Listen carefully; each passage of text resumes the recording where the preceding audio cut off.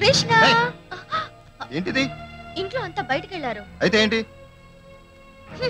నేనంటే నీకు మోసపోయింది. నా వంక కూడా చూడడం లేదు. ఎలా చూడమంటావు? నీ మొహం ఒకసారి అర్థంలో చూసుకో. ఏం చేయను? నీ పెళ్ళం ఇంటి పనులన్నీ నాకు అప్పచెప్పింది. ఎప్పుడు చూసినా చాకరీ చాకరీ చాకరీ. ఈ చాకరీ చేయడానికి 24 గంటలు సరిపోవడం లేదు. ఇంకా షోకులు చేసుకోవడానికి నాకు టైం ఎక్కడ ఉంటుంది? అసలు ఇంట్లో పనులు చేసుకునే ఏ ఆడదైనా ఇలాగే ఉంటుంది. శభాష్. Once more please. ఇప్పుడు నువ్వు చెప్పిన మాటలు ఆయనకు నేను ఎప్పుడో చెప్పాను, కాకపోతే ఆయనకు అర్థం కాలేదు. ఏది చెప్పు, మరి చెప్పు. చెప్పు చెప్పు.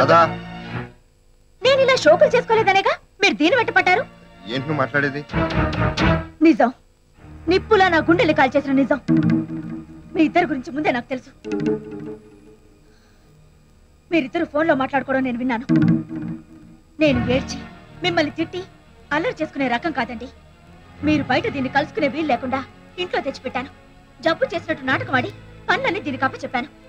ఇదంతా ఎందుకు చేశానో తెలుసా? మీకు బుద్ధి చెప్దామని మాత్రం కాదు. అయినా ఇంత వయసు వచ్చిన మీకు నేను బుద్ధి చెప్పడం ఏంటండి? ఇలాంటి ఆడవాళ్ళకి మగాళ్ళని వల్లో వేసుకునే నేర్పుంటుంది కానీ ఇల్లాలుగా సంసారాన్ని చక్కదిద్దుకునే ఓర్పుండదని మీకు తెలిసేలా చేయాలనుకున్నాను, చేశాను. ఏంటి ఏంటి బయటికేమో ఏం తెలియని నగనచ్చలా ఉంటూ నా వెనకాల ఇంత నాటకం ఆడతావా? నన్నే ఫూలం చేస్తావా? నేనేదో పెద్ద నేరం చేసినట్టు నాకే లెక్చర్లు బిగుతావా? ఏంటి ఏంటి తప్పు మీరు చేసి నా మీద అరుస్తున్నారు? ఏంటి ఏం చేశానే తప్పు? తప్పు తప్పు అని తెగదెప్పుతున్నావు. నేను దెప్పడం కాదు, మీరు చేసి తప్ప కదా చెప్పండి. నిలదీస్తున్నావా? అవునే, నేను మగాణ్ణి. నా ఇష్టం. ఒకరితో కాదు 100 మందితో తిరుగుతాను.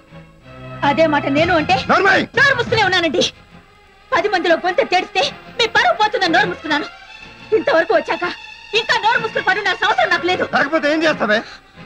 మంచిగా చెప్తే బుద్ధి రానప్పుడు ఎలా చెప్పాలో నాకు బాగా తెలుసు.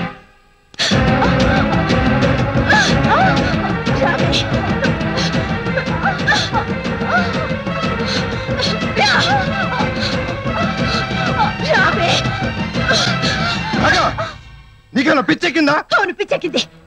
ఆడదానిలో సహనం చచ్చిపోతే ఆ తర్వాత జరిగే దహనం ఇంతవరకు వచ్చింది కాబట్టి చెప్తున్నాను, నేను దాంతోనే ఉంటాను.